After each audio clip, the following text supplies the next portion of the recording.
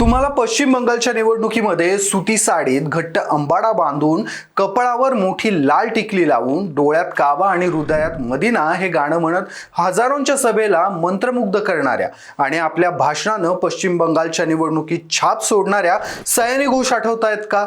त्यात ज्या पश्चिम बंगालच्या जादवपूर मतदारसंघातून टीएमसीच्या खासदार आहेत. आता त्यांचं मुंडकं छाटून आणणाऱ्याला 1 कोटी रुपयांचं इनाम जाहीर केलं गेलंय. तसा फतवा भाजपच्या बुलंदशहर जिल्ह्यातल्या सिकंदराबाद नगरपालिकेच्या अध्यक्षांनी काढलाय. त्यांचं नाव प्रदीप शर्मा आहे आणि त्यांनी 2015 मधील सयानी घोष यांच्या फेसबुक पोस्टवरून हा फतवा काढलाय. त्यांचं म्हणणं, या पोस्टमुळे माझ्या आणि हिंदूंच्या भावना दुखावल्या गेल्यात. वास्तवात सयानी घोष यांनी त्यावेळीच आपलं फेसबुक अकाउंट हॅक झालं होतं असं व्हेरिफिकेशन दिलेलं, त्याविरोधात रीतसर कार्यवाही देखील केलेली. मात्र आता 11 वर्षांपूर्वीच्या फेसबुकवरच्या एका पोस्टमुळे प्रदीप शर्मांच्या भावना दुखावल्या आहेत आणि त्यांचं म्हणणं आहे, मी रोज 1 तास शंकराची पूजा करतो. मात्र सयानी घोष यांच्या पोस्टमुळे माझ्या भावना बाधित झाल्यात, त्यामुळे त्यांचं मुंडकं छाटून आणणाऱ्याला मी 1 कोटी रुपयांचं इनाम देईल.